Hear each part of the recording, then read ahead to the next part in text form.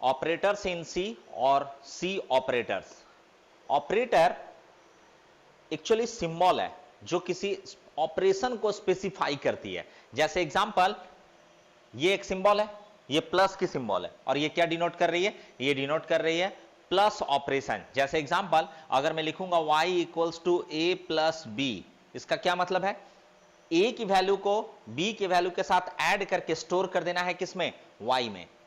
तो इस चीज को, यानी जो ऑपरेशन करना है, जो ऑपरेशन करना है वो किसी सिंबल से रिप्रेजेंट किया जाता है, यानी कि एडिशन करनी है वो किसी सिंबल से रिप्रेजेंट किया जाता है, और वो रिप्रेजेंटेशन यहां पर क्या है, दिस वन, और इसे हम लोग बोलते हैं क्या, ऑपरेटर।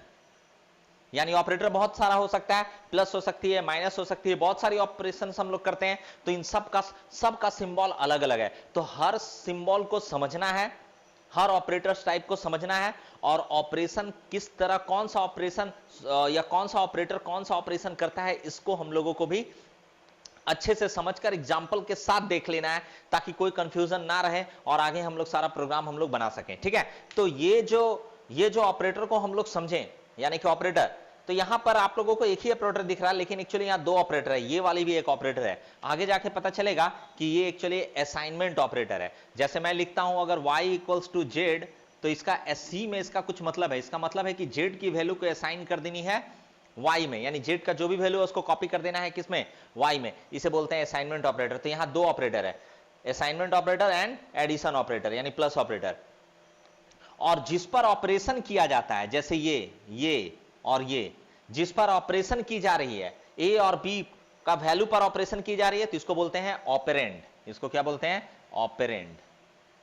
इसको बोलते हैं ऑपरेंड। जिस पर ऑपरेशन करनी है उसको बोलते हैं ऑपरेंड, और जो ऑपरेशन करना है उसको बोलते, वो सिंबल जो रिप्रेजेंट हो रही है वो कहलाती है ऑपरेटर्स। ठीक है, तो सी में बहुत सारे ऑपरेटर्स हैं, आप लोगों का नोट्स में दिया गया है कि कितने तरह के ऑपरेटर्स हैं, आप लोगों से देखिएगा, और मैं सारे ऑपरेटर्स को एक एक करके क्या करूंगा, डील करूंगा सारे ऑपरेटर्स को। तो सबसे पहला मैं आता हूं एडिशन ऑपरेटर, ठीक है, या फिर arithmetic operator, sorry, arithmetic operator. Okay, तो सबसे पहले मैं अर्थमेटिक ऑपरेटर को मैं डील करता हूं। तो अर्थमेटिक ऑपरेटर कितने तरह का होता है, अर्थमेटिक ऑपरेटर जो अर्थमेटिक ऑपरेशन परफॉर्म करे, जैसे सब्ट्रैक्शन, मल्टीप्लिकेशन, डिवीजन, ये सारे कहलाते हैं क्या, अर्थमेटिक ऑपरेशंस। ठीक है, तो इसके थ्रू जो सिंबल का हम लोग इस्तेमाल करते हैं इसको रिप्रेजेंट करने के लिए, उसको बोलते हैं अर्थमेटिक ऑपरेटर्स। तो कितने तरह के अर्थमेटिक ऑपरेटर्स हैं, तो सबसे फर्स्ट वन देखते हैं, एडिशन। सबसे पहला क्या है, एडिशन, और एडिशन का सिंबल क्या है, प्लस। एडिशन का सिंबल क्या है, प्लस। इसका ये आप लोग बहुत अच्छे से जानते हैं, इसलिए इसमें कोई परेशानी नहीं होगी। आगे के कुछ ऑपरेटर्स हैं जो आप लोगों को नहीं मालूम होगा, उसका कॉन्सेप्ट क्लियर करना, ये सारे आप लोग जानते हैं। जैसे यहां पर प्लस है, तो लेट से मैं लेता हूं इंट ए बी सी। ठीक है, मैं पूरा प्रोग्राम नहीं लिख रहा हूं, प्रोग्राम का कुछ पार्ट समझा रहा हूं। इंट मतलब इंटीजर, ए बी सी, तीन तरह का वेरिएबल लिया हूं, और ए में स्टोर कर दिया 5, ए में कितना स्टोर कर दिया 5, बी में मैंने स्टोर कर दिया 6, और सी इक्वल्स टू लिख दी ए प्लस बी। तो अगर मैं सी का वैल्यू पूछूंगा कि यहां पर क्या हो जाता है इस ऑपरेशन के बाद, ऐसे डबल लाइन देने को बोलते हैं कमेंट लाइन। इसको क्या बोलते हैं, कमेंट लाइन।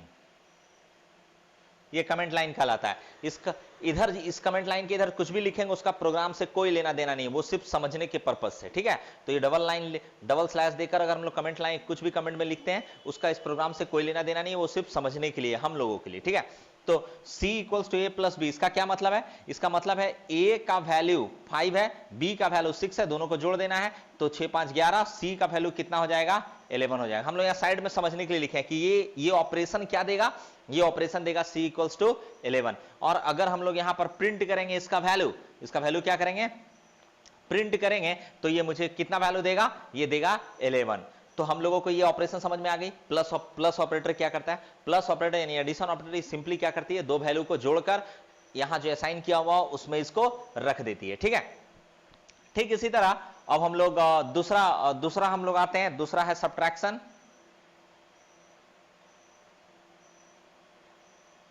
ठीक है, सब्ट्रैक्शन, इसको माइनस से डिनोट करते हैं, सिंपल है। एग्जांपल मैं देख लेता हूं, ये क्या करेगी, माइनस ऑपरेशन परफॉर्म करेगी। यानी अगर मैं ले लेता हूं int X Y Z, 3 variables लिया, x इक्वल्स टू ले लेता हूं 7, y इक्वल्स टू ले लेता हूं मैं 2 और z इक्वल्स टू लेता हूं y माइनस एक्स। कितना लेता हूं? y minus x. इसका मतलब क्या है? y है 2 और 7 से x का वैल्यू 7, तो 2 में 7 जाएगी कितना बचेगी? -5। तो इस ऑपरेशन के बाद इसका वैल्यू कितना हो जाएगा? -5 हो जाएगी। ठीक है, ये बिल्कुल सिंपल सा, इसमें कोई प्रॉब्लम नहीं है। तो सारे ऑपरेटर्स को हम लोग एक एक करके देखते हैं और आगे जाकर जब हम लोग प्रोग्राम बनाएंगे तो फिर हम लोगों को सब समझ में आ जाएगी कि ये ऑपरेटर्स काम कैसे करते हैं। ये सारा ऑपरेटर्स आप लोगों का एकदम बिल्कुल क्लियर हो जाएगा। तो नेक्स्ट वन हम लोग देखते हैं। नेक्स्ट वन है मल्टीप्लीकेशन। Multiplication operator. तो मल्टीप्लीकेशन को रिप्रेजेंट करने के लिए जो सिंबल इस्तेमाल किया जाता है वो इस तरह का होता है। इसको या तो स्टार बोल सकते हैं या फिर एस्टेरिस्क भी बोल सकते हैं। एस्टेरिक्स, ठीक है। तो एस्टेरिक्स भी बहुत लोग बोलते हैं और बहुत लोग इसे स्टार भी बोलते हैं। तो इसमें से आप कोई भी एक इस्तेमाल कर सकते हैं इसको। अब हम आते हैं कि इस करता क्या है। तो बिल्कुल ये मल्टीप्लाई करती है, सिंपल सा। एक एग्जांपल मैं दिखाता हूं। लेट से मैंने लिया int x y z। x equals to मैंने लिखी है 5, y इक्वल, और ये सेमीकोलन है, ठीक है। y इक्वल्स टू लिखा है मैंने 2, z इक्वल्स टू अगर लिखता हूं x एस्ट्रिक y, तो ये क्या करेगा? ये इन दोनों को गुना कर देगा, 5 दूनी 10 और z में स्टोर कर देगा। तो कितना हो जाएगा? 5 दूनी 10, z इक्वल्स टू 10। बहुत ही सिंपल है, एकदम हम लोग गुना कर सकते हैं इसको आसानी से। तो ये बहुत ही आसान था। नेक्स्ट वन हम लोग आते हैं। जो नेक्स्ट वन है, यहां मल्टीप्लीकेशन थी, नेक्स्ट वन है आपका डिवीजन। तो डिवीजन में हम लोग दो सिंबल का इस्तेमाल करेंगे, ठीक है। एक तो ये स्लैश, ठीक है, और दूसरा होता है ये मॉड। इसको पढ़ते हैं मॉड और इसको पढ़ते हैं स्लैश। अब देखते हैं कि दोनों में क्या डिफरेंस है। तो ये देती है जब भी किसी चीज को हम डिवाइड करते हैं, क्या डिफरेंस है इसको मैं बताता हूं। अभी यहां पर पहले मैं दिखा देता हूं। लेट से मैंने 9 को 2 से डिवाइड किया। 9 को कितना से डिवाइड किया? 2 से। तो ये 4 टाइम्स लगेगी, 8 और 1 बच जाएगा। पॉइंट में डिवाइड नहीं करना है, ठीक है, पॉइंट में नहीं। तो सिर्फ यहां ये 1 लाकर छोड़ देना। तो ये वाली क्या कहलाती है? ये जो है इसको बोलते हैं हम लोग कोएफिशिएंट। इसको क्या बोलते हैं? कोएफिशिएंट। और इसको क्या बोलते हैं? रिमाइंडर, ठीक है। शेषफल जो बचता है इसको हम लोग क्या बोलते हैं? रिमाइंडर। तो ये रिमाइंडर है और ये क्या है? कोएफिशिएंट। तो ये क्या देती है? ये देती है कोएफिशिएंट, और ये क्या देती है? रिमाइंडर, ठीक है। तो एक से क्या मिलेगा? कोएफिशिएंट, और दूसरा से क्या मिलेगा? रिमाइंडर मिलेगी, ठीक है। तो कोएफिशिएंट और रिमाइंडर ये दोनों सिंबल का इस्तेमाल डिवीजन में किया जाता है। क्यों? क्योंकि दोनों का रिलेशन किससे है? डिवीजन ऑपरेशन से। अब हम लोग इसको एग्जांपल के थ्रू समझ लेते हैं। एक सिंपल सा एग्जांपल लेते हैं। लेट से int x y z, 3 variable लिए हैं, ठीक है। x इक्वल्स टू लिए हैं 5, y इक्वल्स टू लिए हैं लेट से 2 और z इक्वल्स टू लिख रहे हैं x/y, ठीक है। और एक बार और z लिख रहे हैं x mod y।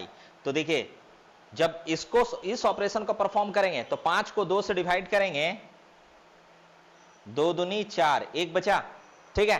तो 2 दूनी 4, तो क्वोशिएंट कितना है? 2। तो ये वाला सिंबल क्या देता है? स्लैश क्या देता है? डिवीजन सिंबल क्या देता है? क्वोशिएंट देता है। तो इस ऑपरेशन के बाद z का वैल्यू कितना हो जाएगा? 2 हो जाएगा। लेकिन अगर यही ऑपरेशन, ये ऑपरेशन क्या देगी? ये देती है रिमाइंडर। तो 2 को 5 को 2 से डिवाइड किया तो कितना रिमाइंडर बचा? 1। तो इस ऑपरेशन के बाद z का वैल्यू क्या हो जाएगा? 1। इसको एवेल्युएट करके जो वैल्यू आएगा वो इसमें स्टोर होगा। ठीक उसी तरह इसको एवेल्युएट करके जो वैल्यू आएगा वो किस में स्टोर होगा? z में होगा। इसलिए z बराबर कितना हो गई? 1, ठीक है। तो ये मेरा बात समझ में आ गया होगा। ये देती है क्वोशिएंट और ये देती है रिमाइंडर, ओके।